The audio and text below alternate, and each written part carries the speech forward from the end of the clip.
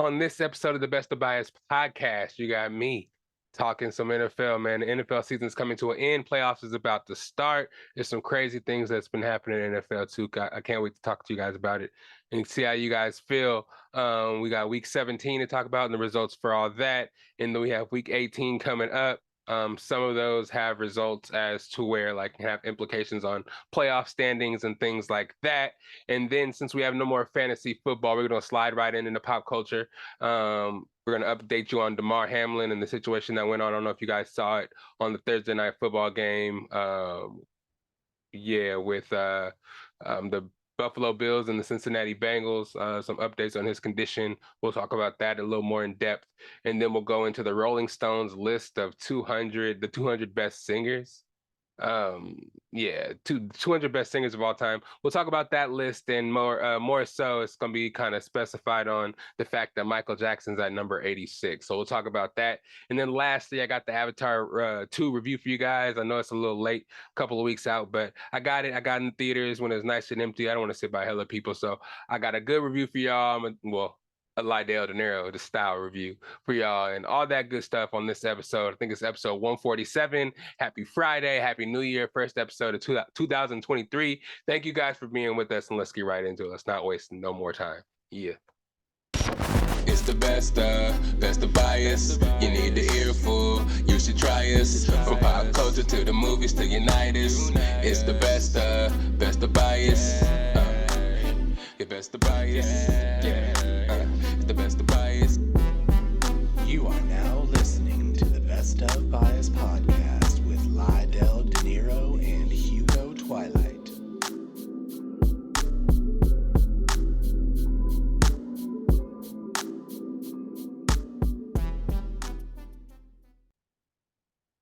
What's up, everybody? What's up, everybody? Thank you for being here today. Happy Friday. And again, thank you for being a part of the first episode of 2023. It's almost my birthday. We feeling good. Thank you for being here. Like we said in the beginning, we got some NFL to talk about and some pop culture to talk about. You know, just a little something to give y'all to begin the year and to start your Friday. You know what I'm saying? Saw you guys enjoyed the last episode. Me and Ashwash talking about the challenge and stuff like that. Thank you guys for the likes and the views on that one over there on the YouTubes. I appreciate you guys. But without further ado, let's give you guys some more classic episodes to listen to. It's the Best of Bias podcast. Lydell Dinero, you already know what it is. You know who I be. If you're new here for the new year, let me explain how it works. You know what I mean? It's the Best of Bias podcast. Hence the title. You guys bring your bias to the table, pretty much coming from the pop culture. I have a lot of guests on usually. To end last year, I didn't have many. But 2023, we're going to get our guests back. Plenty of people that you guys know from the Best of Bias family. We need to get the team going this year. It's going to be a whole new upgrade for all the old listeners, all the Best of Bias family who've been here. Ever since this podcast started, it's been nothing but upgrades. You know, I've been trying to make the experience better and better for the family. You know what I'm saying? The Best of Bias family. We started off in the basement in the garage. We moved upstairs. We got the aesthetics kind of popping off a little bit. But you know what I'm saying? We got to upgrade again. It's time for another step. You know what I'm saying? We right here, right now. We trying to get right here and we trying to go to the moon. You know what I mean? As they say in big business, you know what I'm saying? Because this is a business. We got the merch. We got a lot of stuff in the works that I won't reveal right now. We got a lot of artists that we're dealing with and working with. Man, we got a bunch of ideas locked in for 2023. But again, let me not get too far from the point here. New listeners, yeah. So basically, whoever we have on, they bring their bias to the table. We talk about that for that episode. If there's stuff that, that's going on that we plucked from the pop culture sphere and just put it in this episode, we're going to bring our bias to it either way. So it's whatever bias you want to bring to the table, we're going to talk about it and bring our bias to it. And we're going to get the best out of it either way. You know what I mean? So welcome to the Best of Bias family. If you listen for the whole episode, you listen for 25 seconds. I appreciate you, and you part of the family till you not. You know what I mean? Welcome, welcome, welcome. For the last 17 weeks, obviously, I've been going through the NFL season, reviewing every game, making predictions and stuff, and seeing what I got right, just so people can, kind of reflect on what they saw this weekend. If you weren't able to watch the games, I give people some updates on them and let people know what they may have missed or, just want to, gloat because their team did hella good, I might highlight your team. So it's always good to be here for that. And then I get into the pop culture a little later. So without further ado and without too much explaining, because the old listeners are probably the commoners here, probably like, boy, stop explaining everything. But let me get right into it. Let me get right into this shit. So week 17, again, the playoffs are coming. So, some teams have something to play for, some didn't. Some teams are already out, obviously, and just playing for draft position. Some teams are still playing for seeding. Some teams are trying to get that wild card.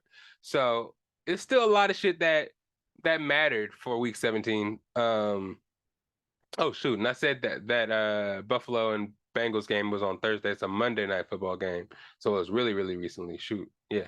I'll get into that again at the end of all these because it's the last game on the docket. The first game for that Thursday, week 17, was the Cowboys versus the Titans. The Cowboys kind of were expected to win this game. Again, I made my prediction during the game. We recorded last Thursday. I'm doing that again this week, so there might be a game on right now. I'm not too sure, but. The Cowboys were able to win. The Titans didn't really play anybody. Tannehill's out for the season. I think Derrick Henry didn't play either, and a couple of key players for the Titans sat out with like injuries, I would say. But I feel like, and a lot of people were speculating they're just waiting for the week 18 game against Jacksonville Jaguars because that's actually going to determine the season for one of the teams or both the teams actually. Whoever wins the game is actually going to win the division. So they're probably resting their players to get them as healthy as possible for the game that actually matters, which is the Jaguars game. The Cowboys were able to win 27-13 and move up to 12-4. And Titans went down to 7-9. The Cowboys are still in play for that number one seed. If the Eagles do lose, I think they may win the number one seed if the Eagles lose. I think they may have because they won one game and they won one against each other, 1-1 against each other in the season series. So I'm not too sure how the tiebreaker works, but I think if the Eagles lose and the Cowboys win, the Eagles would get the 5 seed, the first wild card, and the Cowboys would move to the winning, the number 2 seed or something like that. I don't know, but either way, the division can flip flop depending on the outcome of those 2 NFC East games. The next game was the first Sunday game. We had the Cardinals playing the Falcons. One game that really didn't matter. I call it the battle of the eliminated. The Cardinals actually lost. The Falcons won 20-19. Cardinals fall to 4-12. Once Kyler Murray, tore his ACL, kind of went downhill for the Cardinals really fast. Colt McCoy went down, and then they just started pulling people. It seemed like J.J. Watt retired. He was like, nah, it's over with. And then D-Hop kind of shut it down too. Either he got injured or just didn't want to play because the season was over. Didn't want to risk injury, and it was looking bad for him anyway. The Dolphins played the Patriots, a game where the Dolphins pretty much needed to win the game to kind of stay playoff relevant. Patriots, a lot of Patriots fans I know I heard podcasts of, kind of already were kind of coping with not making the playoffs and knowing if they do make the playoffs, they're not going to really make it far. So it was more so a game that the Dolphins needed to win more so. But the Dolphins, Tua had a bad game. I think he got concussed in this game as well. Skylar Thompson, he got concussed. Yeah, was it last game or I think it might have been last game. And Teddy Bridgewater started this game. And then ended up getting hurt as well, hurt his hand. So Skylar Thompson had to come in and didn't really do too much for the team. And yeah, with that kind of carousel going on at quarterback, it didn't really pay off for the Dolphins in the end. They started off really hot with Tua, and it kind of went downhill after he got concussed a couple of times in the season. People started worrying about his safety, and then it probably did affect him on the field as well. So him being out there just kind of a liability for the team and for the players' health. So we're still gonna have to wait and see what happens with Tua. But the Dolphins did drop that game. They fell to 8-8, and the Patriots, could move up to 8-8. And it kind of sucks too because that's a divisional game, which, yeah, with them both being 8-8, could just help them lose their spot in the playoffs. So we're going to see with that. The Saints played the Eagles. The Saints beat the Eagles 20-10. Gardner Minshew looked bad. Jalen Hurts sat out again with that shoulder injury. They thought it was good to sit him out again, even though the standings are really close for that seeding stuff that we talked about earlier with the Cowboys and the Vikings, obviously. But they sat him again, and Minshew kind of blew it. The Saints really didn't have an offense or a team at all this year. but they're able to beat the Eagles. And me personally, they kind of knocked Jalen Hurts for being out the last two games as far as MVP goes. But I feel like with the team performing the way they did without him the last 2 weeks, I think it really shows that he kind of is the most valuable player if he's on the number one seeded team all year. And without him, they don't look like a number one seed. I don't know. That's just me personally. They're probably gonna give it to Patrick Mahomes, but it's whatever. The Eagles fall to 13-3, and the Saints moved to 7-9. It was an interesting thing because the Buccaneers played for, I'll talk about it in a little bit, but the Saints winning this game was pretty interesting. Keep that in mind, the Saints beating the Eagles. Because when I talk about the Bucs in two games, it'll matter a little bit here. The Colts, they got smacked by the Giants 38-10. The Colts fall to 4-11-1. Probably gonna get the number 3 pick in the draft, I would say. I think it's gonna go Houston, the Bears, and then the Colts. The Giants solidified their playoff spot, their wild card spot with this win. I think it's their first playoff berth since 2016, if I'm not mistaken. I could be wrong, but that's what I think. There was some controversy in this game. Kayvon Thibodeau, my boy from Oregon, sacked Nick Foles and did a snow angel by him while he was hurt. I don't really think he knew he was hurt in the moment when he was doing the celebration, because I feel like sometimes these celebrations are pre-planned to the point where they're going to do what they're going to do if they make a play, and they're not going to think about what happens after. And then when you went the whole put him to sleep on the sideline thing, I don't think he meant like put him to sleep. I think it means the game was over for him getting that sack. But everybody's just kind of trying to plant that villain seed on him, but hopefully that'll pass, and the Giants make a good run in the playoffs. I hope they don't beat us if they play us, but hope they beat everybody else they play. Because I mess with KT, I mess with Saquon, and everybody talks shit about Daniel Jones, and he's actually showing himself in this in the last couple of weeks and helped the Giants solidify that playoff spot. So maybe he earned himself another contract with that game. And now the game that I want to talk about, Panthers versus the Buccaneers. With this victory, if we would have won this game, the Buccaneers would solidify the NFC South, win back-to-back, and actually solidify their 4th seed in the playoffs. In the beginning of this game, it did not look pretty. The Panthers went up a quick 14-0. Sam Darnold was making some long-ass passes when we expected him to run the ball pretty much the whole game. But luckily, somehow, Sam Darnold turned back into Sam Darnold towards the middle of the game, started turning the ball over. At first, we were only able to get a field goal out of the most beneficial turnover of all time. He fumbles the snap right, I guess it's like basically in their red zone, what I'm saying, on their 30-yard line. And we end up only getting a field goal out of it. And we thought it was all doom and gloom because they're moving the ball at will. Then our defense actually started to stand up, which, gave me some, it made me proud, because next week, or when we actually get to the playoffs and actually have to play the Cowboys, we'll have to stop the run and stop the pass. So all our DBs are coming back. I hope we're able to shut down. Actually, I'll get into that later. I should not be going into the playoffs right now because we still have games to play. But either way, in this game here, we were down 14-3.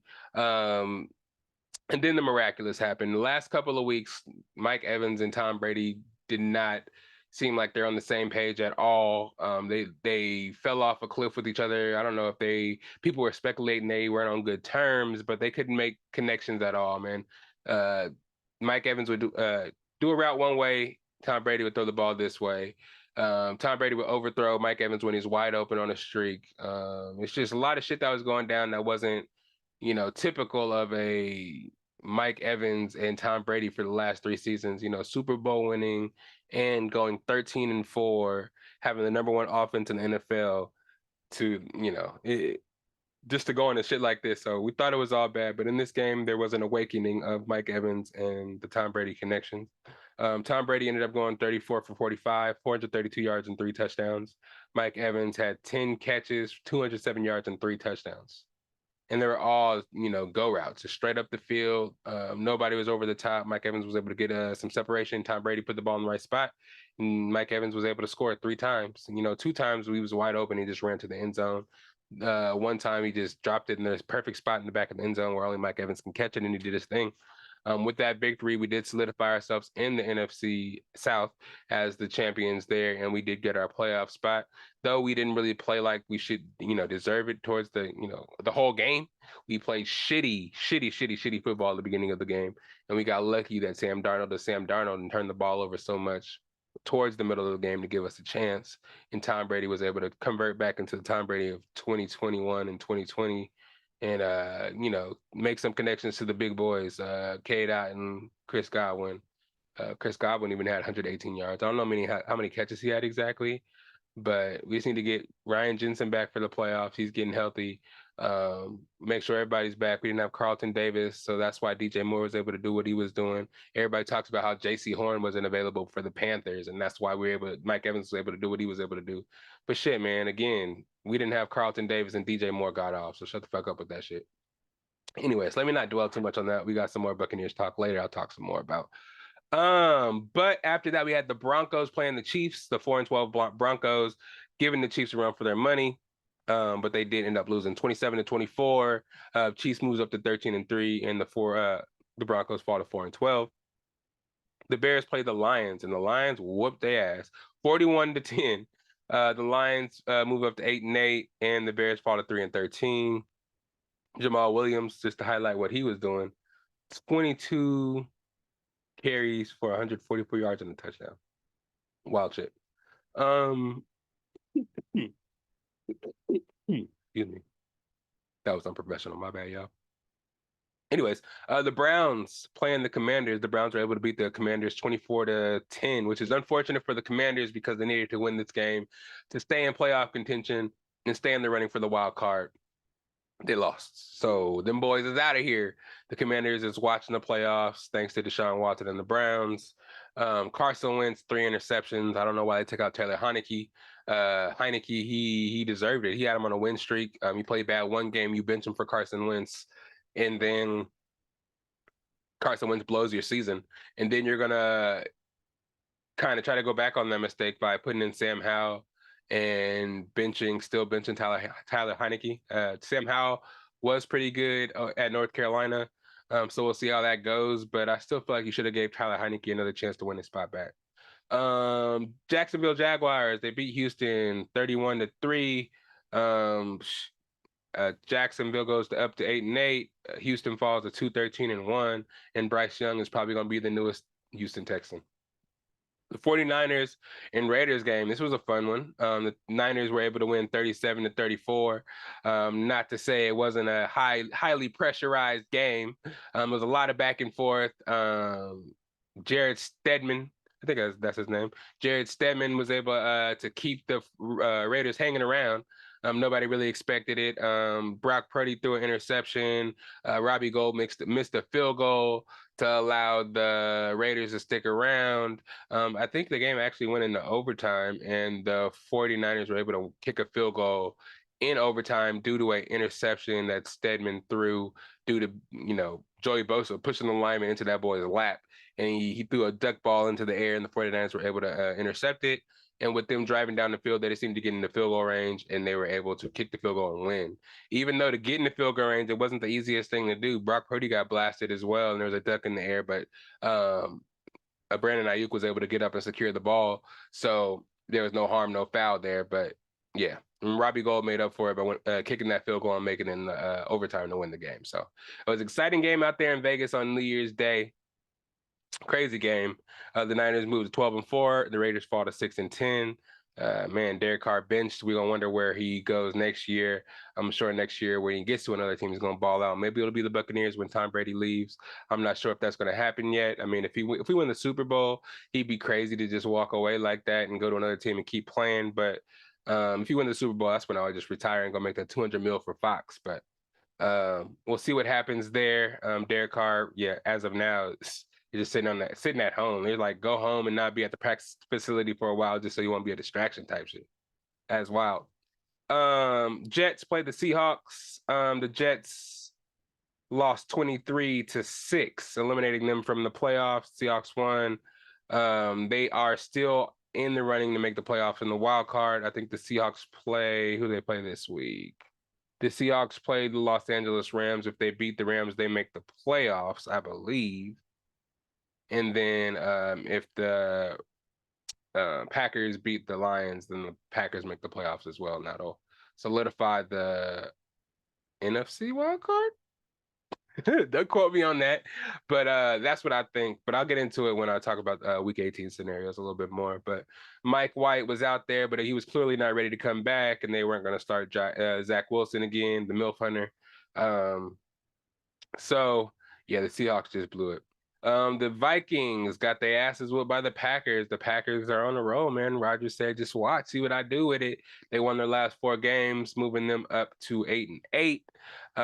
They beat the Vikings 41-17. The Vikings fall to 12-4. And the Packers defense is coming alive. They're clamping the receivers they come up against, even if they're superstar receivers like who was it?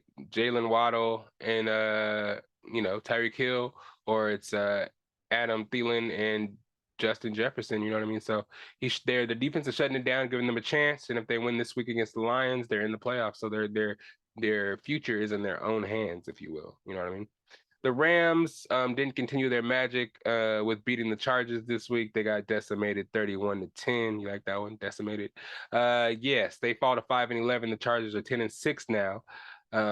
Yeah, so pretty much the Rams are just free falling, man. Being Super Bowl champions last year, being 5-11, probably gonna be 5-12, and they ain't got no draft picks. That is wild shit. The Ravens and the Steelers. The Steelers are able to win 16-13. Steelers are still alive in the playoffs. They need a lot to happen for them to make the playoffs, but they still are alive. They move up to 8-8. The Ravens fall to 10-6, giving the Bengals pretty much a clear path to win that division. And speaking of the Bengals, we get to the Monday Night Football game. We had Buffalo versus the Bengals, which we didn't get to see pretty much because some craziness happened in this game. We saw something that we never usually see in the NFL. I've never seen. It's only heard of in articles, like tragedy stories about like high school players or college players that practice and they pass out on the field type shit like that. Excuse my language, because this is a serious subject. NFL player safety Damar Hamlin, who plays for the Bills, was making a tackle on receiver T. Higgins for the Bengals. And it seemed like a regular tackle in the moment, but it just ended very, very, very weird. Yeah, he made the tackle. It was just a regular tackle. He throws T. Higgins to the ground. He gets up, looks like he was getting ready to celebrate the tackle, and he just falls back down. It's really crazy to see. I mean, I've seen people like be knocked out from concussions and stuff like that during football games and things like that. But to see somebody get up and just pass out in free fall and just see the players' reactions, not knowing what to do, and just seeing that firsthand, I was shocked. I was like, this only could be like one thing. It could be either a concussion or this man is severely injured. He just passed out right here. Like something is going on. Minutes passed, and usually in these NFL games, they huddle up around a injured person. After a while, they go to a commercial. They'll come back with a stretcher. You'll see the person being carted off. They'll give the thumbs up, and everything is all good. But man, this one was crazy. Like they're on the field for a long time. They went to like 3 or 4 commercial breaks. They had to break it to studio where nobody really knew what to say. We've only got really 5 to 6 minutes into the football game, and they made the commentator stay on live on air just to try to explain what they seen. And a lot of NFL players played in the NFL for years and years and never seen nothing like that. So it was hard for them to even explain or even stay like content in that kind of situation, because me personally, I teared up a little bit watching that. Just me being a football player. I didn't play in the NFL or anything like that. People talk about the NFL brotherhood and them seeing somebody in the NFL get hurt like that. It really strikes a chord for me as a football player in general. If you ever play the sport, there's certain things that happen to you on the field that you wouldn't wish to happen to your worst enemy. You know what I mean? For the heart and sport of the game, like that shit doesn't happen. You know what I mean? The stuff that we witnessed on that Monday Night Football game, like you witness something that, well, basically, let me explain more what happened. So basically, after a bunch of times of the commercial breaks coming and people not knowing what to say, just wishing well for Damar Hamlin, people were mentioning that he had to be resuscitated twice. They had to administer CPR twice to him because he passed away on the field. And the players were down there witnessing what was going on and the CPR being administered and them having to give him oxygen and put him in an ambulance. And it was minutes and minutes and minutes of this. The players were just consuming shit that they haven't seen, this horror. Their comrade, their teammate, their brother is going through something and they're completely helpless. You know what I mean? They don't know what to do. They're in shock. They're like, these grown ass barbaric men are reduced to like little kids at this point because they can't do anything but stand around and just pray that their teammate, their comrade, their NFL brother is going to pull through and everything is going to be okay. There's some controversy during the game because this game did have playoff implications, standing implications. The 1 seed could be determined by the outcome of this game. A division can be determined by the outcome of this game. I don't know, because I think the AFC East is pretty much solidified with the Bengals, and I know the Bills probably are solidified. Maybe they aren't solidified in the NFC East. I think with the Dolphins losing, they got a pretty good lead out there, because I don't think the Patriots aren't doing that well and the Jets aren't. So yeah, I think it's just seeding for the Bills and the Kansas City Chiefs for home field in the AFC Championship. So during the game and during that time, nobody could really talk about it because it was considered being insensitive. I get it. It is kind of being insensitive, but at the same time, they do kind of have to wonder what's going to happen, because this is really unprecedented stuff. Nobody has ever, as far as I know, had to be resuscitated on the field, and players had to witness that happen. So you can't really force those players to go out there and continue to play after seeing something like that, seeing their brother, their comrade, just seeing anybody, just something shit like that happen to anybody on the field, because 1, they're shook up. 2, they're worried about if it could happen to them. 3, it's like, they're kind of questioning their mortality right now. It's like, should I be out here doing shit like this if this could happen to me at any moment? You know what I'm saying? So it's a lot to kind of comprehend and then kind of put on the table that the game has to be played, especially while this young man is going through, this young 24-year-old man is going through something that, man, is definitely life-changing, especially having to be resuscitated. The less oxygen he has, they're worried about his brain because they have to keep resuscitating him. They're worried about his, brain functions after losing that much oxygen. So it's just a lot going on. But they are talking about suspending the game. Just I think the NFL is too much worried too much about messing up their schedule and the playoff schedule, and they are kind of more so waiting for outcomes on what happens with Damar before they kind of go into thinking about playing the game or even the game again. We do have to play games this NFL Week 18, and we have gotten some updates on Damar Hamlin so far. He's been responding. He's still being helped breathe by a breathing tube, but he has been responding by squeezing hands to his family. They did put on Instagram, I don't know how true this is, but he's able to write to people, and he actually, first thing he wrote was, "Did we win the game?" And then the doctor said, "Yes, you did win the game. You won the game of life." And by being resuscitated and was actually being able to live. So I don't know how true that is, but that's what people are saying. He is making a recovery. His brain functions are working due to the fact that he can't squeeze hands in response to what people are saying, and that he could write, "Did we win?" I don't know how well it was depicted or scripted out, but it's still a promising sign from where we were that night we saw the game where he had to be resuscitated. So again, these Week 18, everybody saw this around the world. There's been pouring support for him. He had a GoFundMe for like a kids drive for Toys for Kids. Everybody's been supporting everybody around the world. He was asking for about $250,000 or something like that for the GoFundMe to get to. It's at over $5 million now, I'm sure. All in support of Damar Hamlin and his recovery. The whole world saw that, and everybody's in support of him getting better. And prayers are out to him and his family. But yeah, and I can only comprehend how playing next week's game is going to be for these players, not only on the Bengals and the Bills, but just everybody else in the NFL from seeing that. You know what I mean? But speaking of NFL Week 18, I got some previews and some spreads and some predictions for y'all. If I got my stuff right last week, just let me know. Put it in the comments. Make sure I kept myself honest. My predictions. I got some spice in the last week. Some people might be mad at me because I didn't pick their teams. I might be picking their teams to get upset. But sometimes, I feel how I feel. You know what I'm saying? This is gut reactions sometimes. You know what I'm saying? Especially when it comes to NFC South. Don't take my betting advice on that because I'm always gonna hope all the NFC South teams lose. You know what I mean? So with that being said, let's get into this week's spread in this week's games. Las Vegas is at home versus the Kansas City Chiefs. Kansas City Chiefs are favored by 9.5.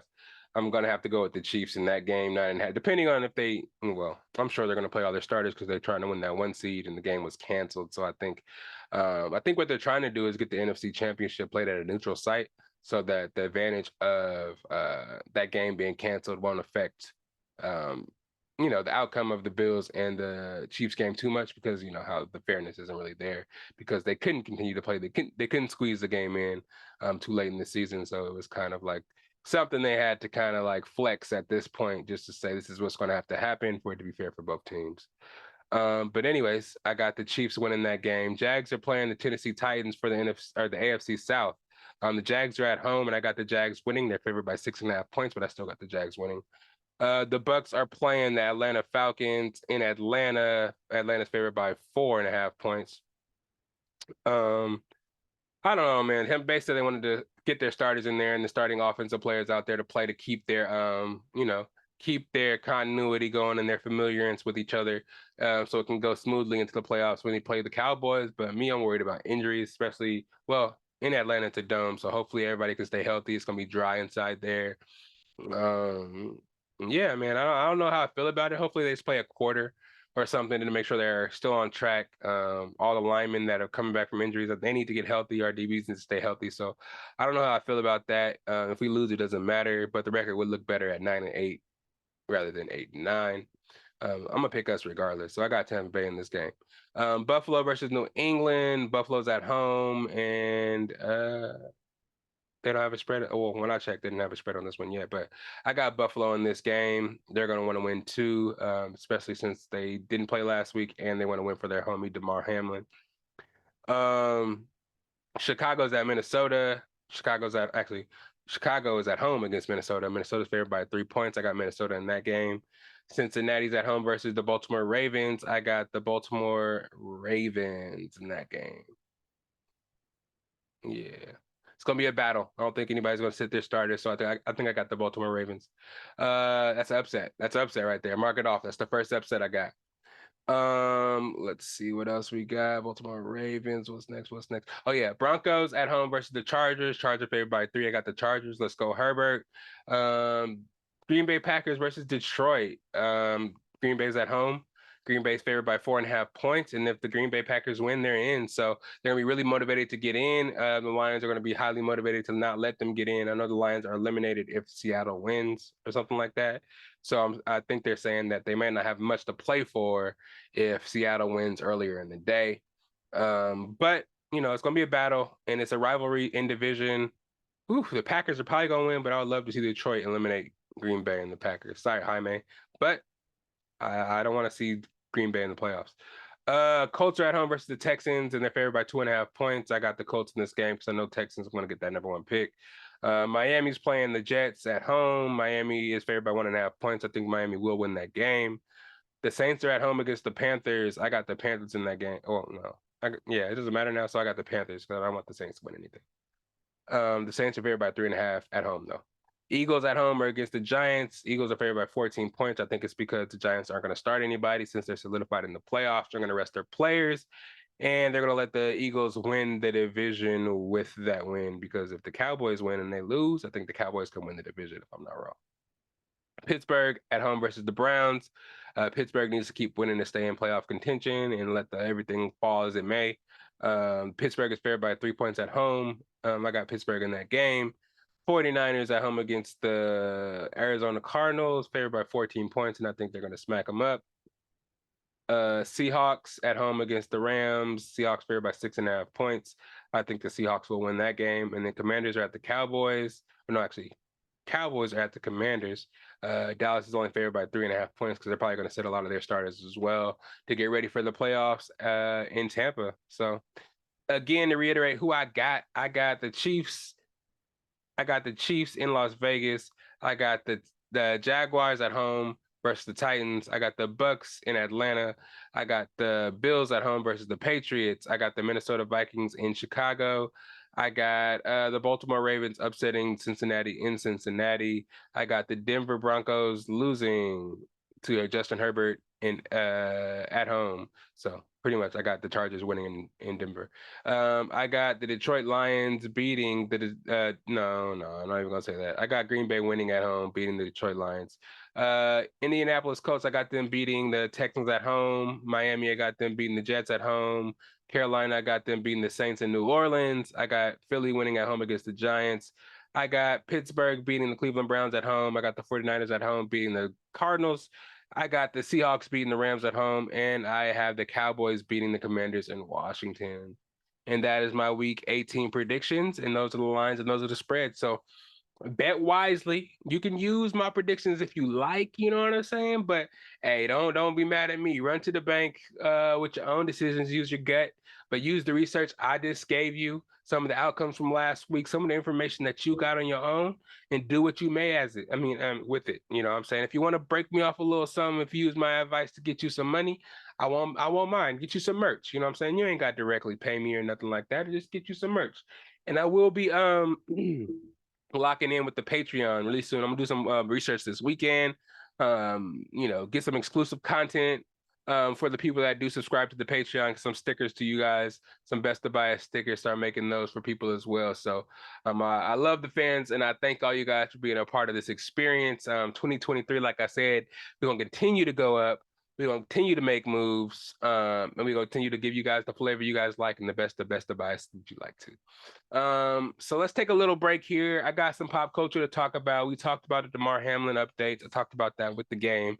I was going to talk about it separately for pop culture, but that just gives us more time to talk about these last two pop culture topics. We got the Rolling Stone magazine, of course, their top 200 singers. We're going to talk about the blasphemy of them putting Michael Jackson at 86, and we'll talk about everybody else that they had on the list as well. And then I'll give you a review of Avatar 2. I saw it in 3D. I'll tell you guys how I liked it, some of my critiques and some of my likes, and just what I expect from number 3, 4, and 5. But yeah, it's the Best of Bias podcast. We'll get you something to drink because I know I'm about to. And be right back. It's the Best of Bias podcast 2023. Happy Friday, y'all. Yeah.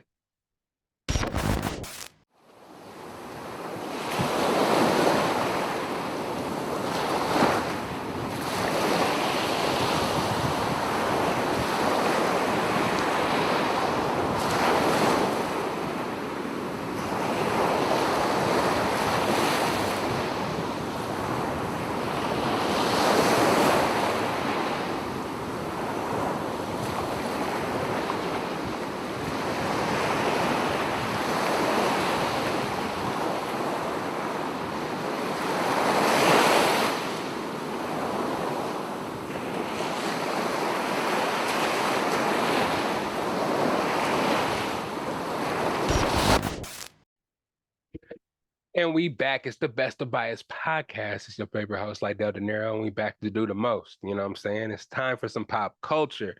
Again, thank you guys for bearing with me through the sports. For all my non-sports fans, we back to the pop culture segment where everybody gets excited.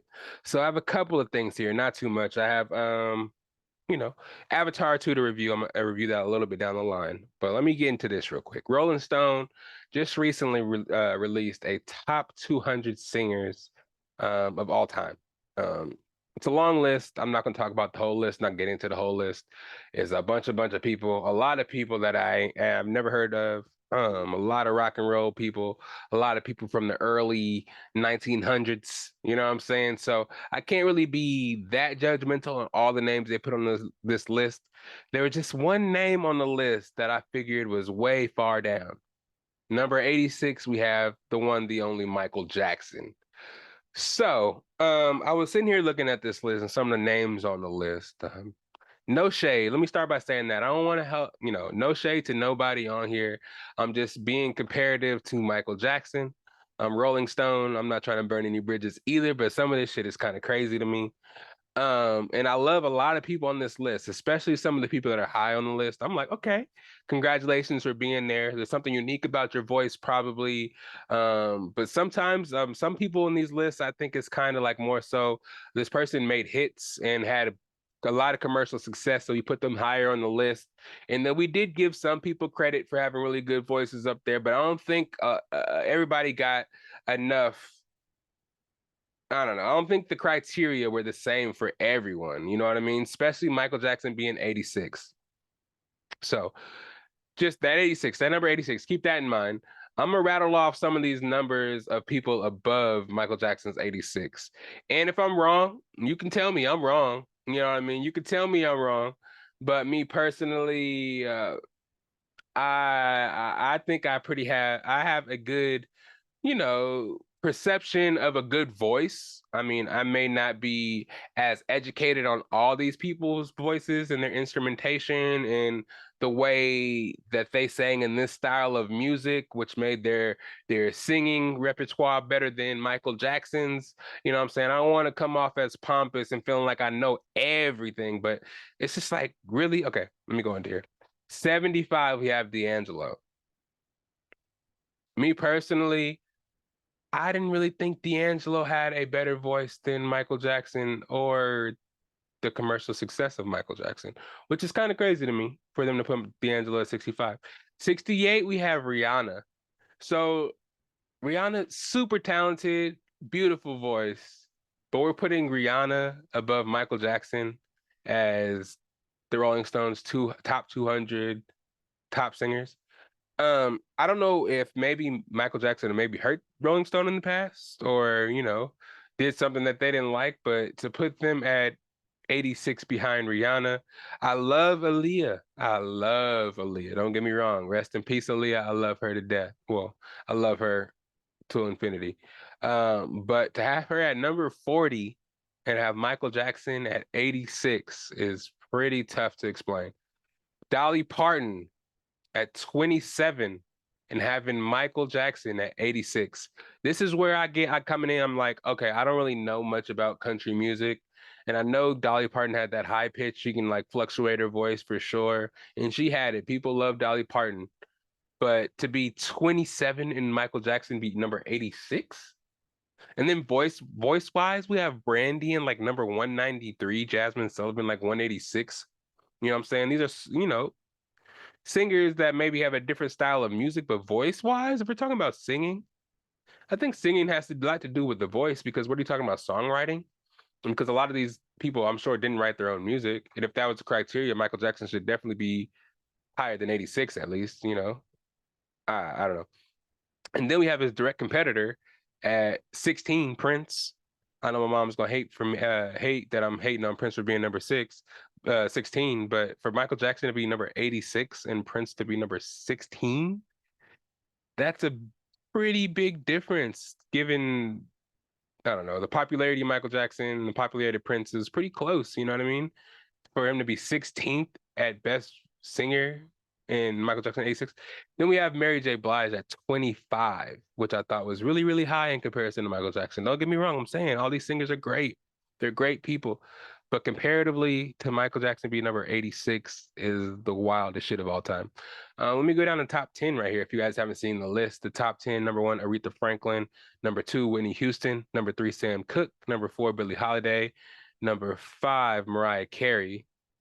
That was another interesting one because she can do those high pitched things with her voice and she could really fluctuate it for a while, but I don't think it lasted forever. One, I'm not hating, and also after I was gone, I feel like her singing was pretty much done with. I feel like other singers, as they age, still stayed really good singers. You know what I mean? I don't know. Could be hate, but for her to be number five is wild. Ray Charles number six. For her to be over Stevie Wonder is crazy. It's crazy to me. Stevie Wonder number seven, Beyonce eight, Otis Redding number nine, and Al Green number 10. Some of the notable people they left off the list. Celine Dion. They left off Madonna. Did they leave off Madonna? Yeah, they left off Madonna. Dion Warwick, I think they left off the list. Who else? Who else? There were some other notable people that they just didn't even add on there. It was just kind of like, why? I don't know. Justin Bieber's not on there either. Not to say that, you know, well, I feel like Justin Bieber should be over some people on there. Lady Gaga number 48 was deserved. Lady Gaga can sing her ass off and she can act. She's a star. Um, but man, Michael Jackson number 86. You guys check out the list. Let me know what you guys feel about that. Let me know what you guys feel. That's just wild. I mean, these lists sometimes I know they're put out to cause controversy to get them talked about and put on podcasts like this and stuff like that. But sheesh, you can't disrespect the legend. I mean, I know there's people out there that don't like Michael Jackson based on his past and some of the stuff that he was accused of in the past, and maybe that did have some standing in his number 86. But I feel like there's a lot of people who had trouble past being artists, singer or not. Just these people are go through some stuff in art, how people get their art. There's different stages and different processes, and not saying that what Michael Jackson was accused of was part of his process to make him great. It's just these people have gone through ups and downs and had rocky pasts, but I feel like it shouldn't necessarily reflect on how they are reviewed as a singer. Though R. Kelly should be on the list, and if they're not taking the legal stuff and using that to weigh their decisions, he would be somewhere pretty high on this list. I haven't seen every name. Maybe he is, but I think since he got in his legal trouble on the shit that he did, deservedly so, that he wasn't included on the list. And Michael Jackson wasn't proven guilty for anything, so I guess that would be shady just to say that they put him 86 for that. So I don't know. It was just weird. Maybe they did it on purpose, just because I feel like Little Michael alone could outsing a lot of these people they had in the high 40s. You know what I mean? It's just kind of wild. There's like 3 sections of Michael Jackson that you could just put against everybody. You had the young Michael Jackson, you had the prime Michael Jackson, and then you had the older Michael Jackson who tried to come out and sing in the later 2000s with the older people in the 2000s. You know what I'm saying? So there's 3 stages of Michael Jackson. I feel like to hold a torch to some of these people that they put higher on the list. But let me digress. I know you all want to hear about the Big Shabowski, so I'm gonna go dual cameras. Dual camera time, because it's time for me to review what you guys all want to hear about. I know, it's time. You know what I'm saying? I haven't done a movie review in a while, but I'm reviewing Avatar 2 right now. I recently saw it. I know it's been a while, about 2 weeks that it's been out, and I've been slacking. But I didn't want to go in there and sit shoulder to shoulder with somebody in a 3 hour and 10 minute movie. So I decided to wait a little bit, but I have a good review for y'all. I have a lot of this stuff fresh in my mind. No, it was 3 hours. So let me hop right into it. Me personally, I thought it was a really good movie. Visually, it gave what it was supposed to give.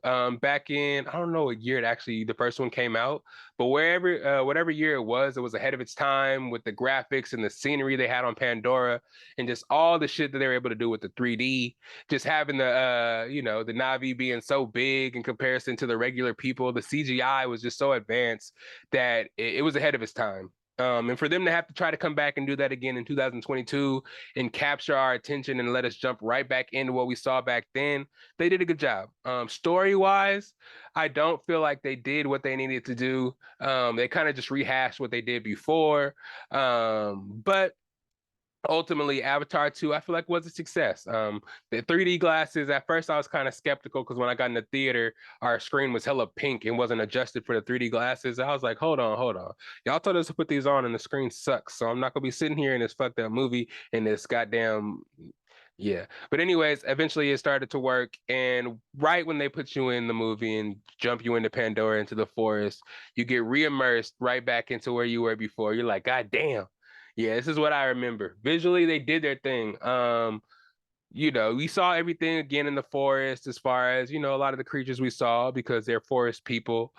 We do get a speed visual of Sully and them having their kids.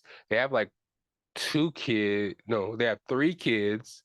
Then they have the old lady that they had in the lab working with them in the first movie. She died, but she was able to get her body converted into an avatar who was pregnant, who ended up having a kid mysteriously, who Sully ended up adopting as well.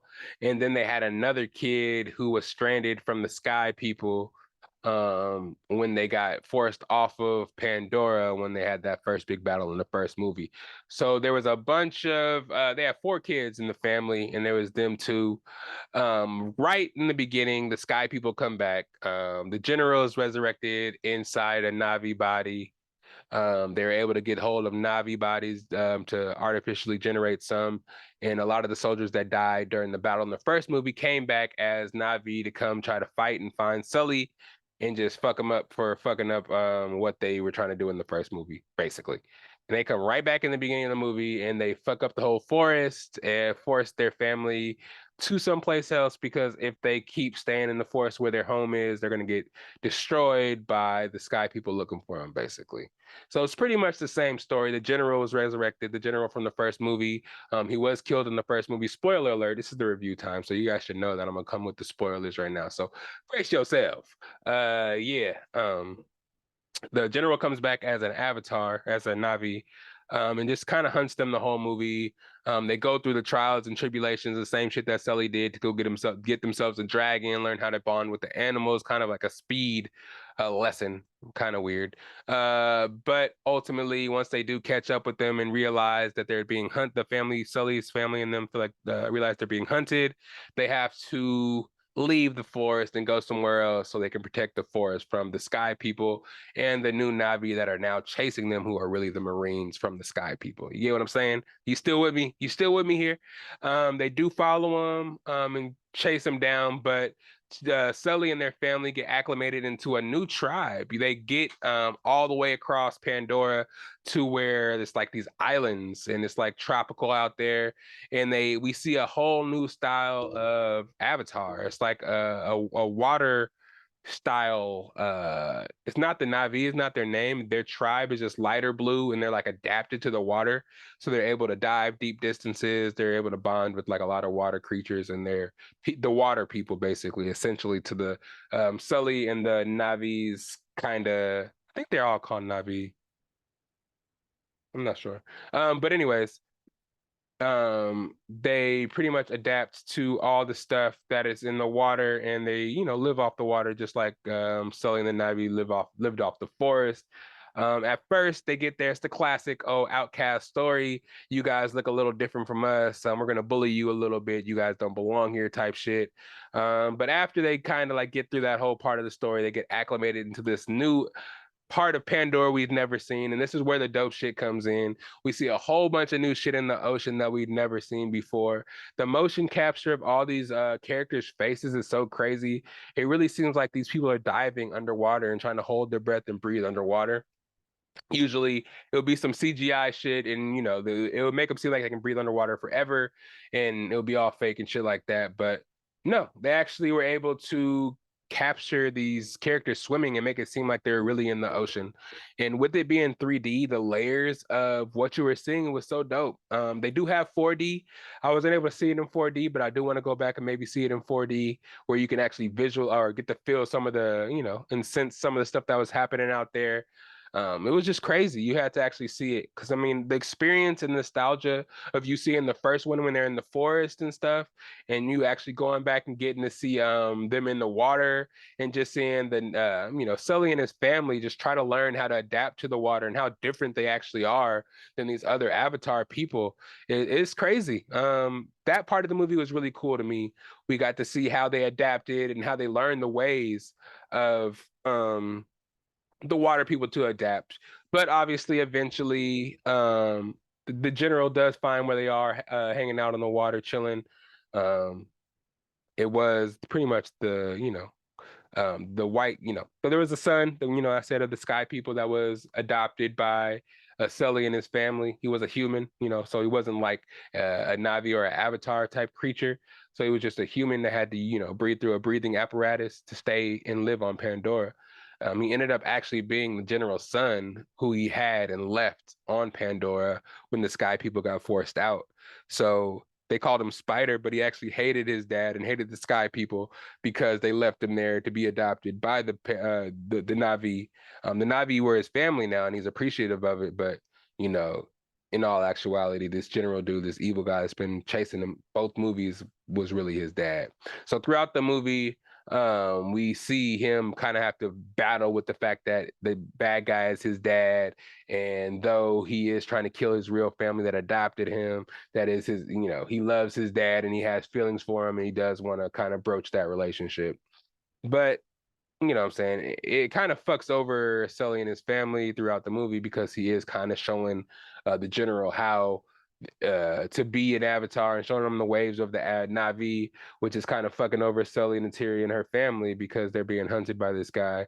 And then on the actual same side, Sully and his kids are, he has two sons around the same age and a young daughter. And we were talking about the young scientist, her daughter that they actually adopted. She was kind of like a teenager as well, but the middle son was just so defiant and didn't listen and always did everything his dad told him not to do, his parents not to do, which caused a bunch of bullshit in the movie. There was some really sad points in the movie, a lot of death. So be ready for that when you do see it if you haven't seen it now. Actually, what am I talking about? I'm spoiling it right now. It's 3 weeks in. So yeah, the son being shot and killed due to the middle son not listening and having to be hella extra. The whale type creatures were one of my favorite parts of the movie.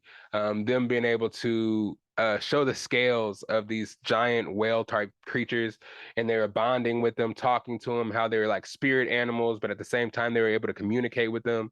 It was dope, man. A lot of the visuals, it was just breathtaking. I can't really explain everything without you actually being there to see it. So I do encourage everybody to go see it.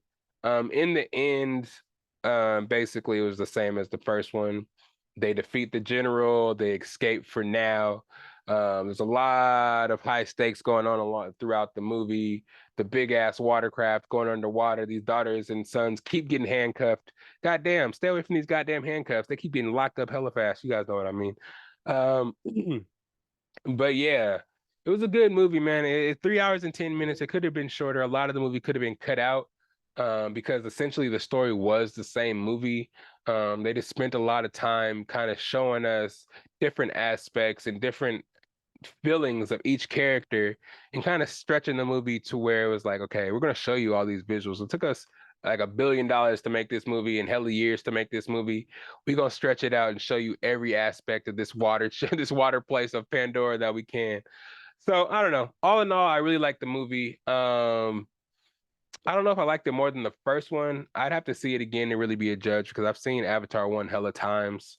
Um, and I really did like the aspect of them actually being able to go in and out of the body and them having to sneak around and do that in the number one movie.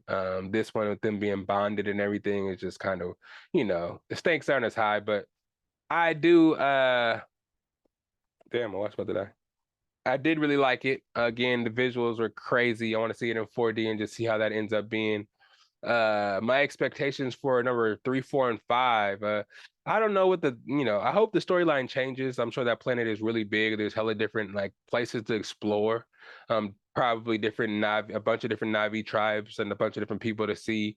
Probably people of the ocean, people of the forest. You got people of the desert, people everywhere. You know what I mean? I just hope that since the general was saved by Spider at the end, hope it's not the same shit every movie. He just keeps coming back trying to hunt down Sully, and they just destroy where they're staying at, and then have to move to another place and them learn about it. That would be kind of lame. But they did say if number 2 didn't make its money back or make enough money or was a hit, they were just going to make number 3 and scrap 4 and 5. I think they should make it, man, because I'm kind of excited to see where they can go next and what the next adventures could be for Sully and his family, especially as they grow up, especially after one of the sons died. That middle son is probably going to feel responsible and kind of grow up to be a savage, you know what I mean? So I'm excited to see the growth of the family, to see what's next. I thought Nateri was going to die in that movie because we didn't really see her that much in the trailer. But yeah, she was in it. She didn't really do much but cry. But her crying, boy, shoot, that had me emotional sometimes, had me tearing up. I'm like, oh my God, her crying is just, whoever her voice acting coach is, she's killing shit. So Zaldana. But yeah, I would rate it an 8 out of 10 for sure. Just for the visuals alone, pushed it up. I mean, without the visuals the way they were, with that story, I'd probably give it a 7. But with the visuals, I'll give it a full another point, give it up to an 8. After I see it again, it may move up to an 8.5. You know what I'm saying? But there's so much to look at. You know what I mean? I could just be looking everywhere in the movie, and yeah, I might go see it again relatively soon. But I do give it an 8 out of 10. And with that, I guess we wrapped up this week's episode. Happy New Year. Sorry to blow your ears out right there. I don't know why my shit keeps doing that. Happy New Year, happy Friday. Thank you guys for being here today.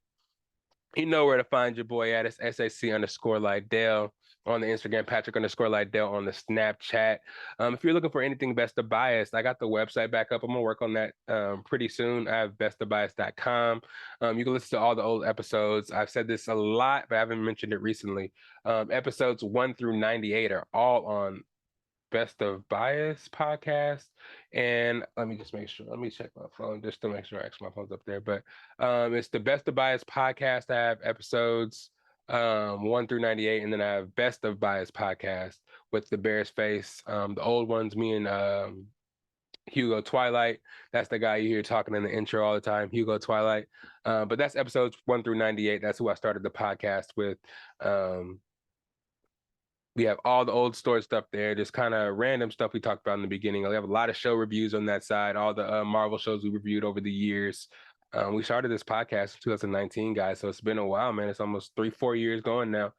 So it's only elevation from here. If you want to hear any of that stuff, it's over there. But episodes 99 through we're at 147 now are all on Best of Bias podcast. You see Growly, you'll see his face. Just click on there, you'll see all these episodes. But websites are still in the works. If you need merch, hit me up on any platform. If you see my face, you see Growly's face, that's me. I'm on Instagram, I'm on Twitter as SAC Lydell, or I think I might be that. I'm on Snapchat, of course, Patrick_Lydell. We're on the YouTube, Best of Bias Podcast. Like, subscribe, tell your friends. Of course, it's probably how you're watching now, so you probably know about that already. Get you some beautiful struggle merch as well. We talked about that last episode with Ash Wash. We're promoting that. What else we got coming up? We got AKA coming up. Deshaun coming up. Deshaun said he's been wanting to get here and talk to you guys, but he just couldn't make it in. I'm starting to build this stuff back here for Deshaun because he's going to start coming in here a lot more and sitting with me talking about some stuff so we can get a studio vibe going. That's why we still just got the muted the computer stuff, but that's just some of the future stuff that you can look forward to in 2023. But I am going to work on getting a guest for you guys next week. I'm going to try to lock somebody down for Wednesday. Let me know down low who you guys want to see, and I'll get them back on here. From the views last week, I know y'all is liking the Ash Wash cameo. We may need to get B-Rons on here. Let's see if they both can get on here next Wednesday to talk about the challenge again.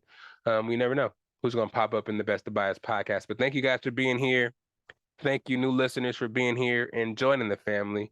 Hopefully you're back next time. If it's your last time listening, thank you for listening either way.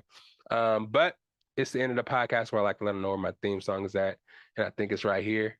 Stay safe in all that rain if you're in the Bay Area because it's crazy right now.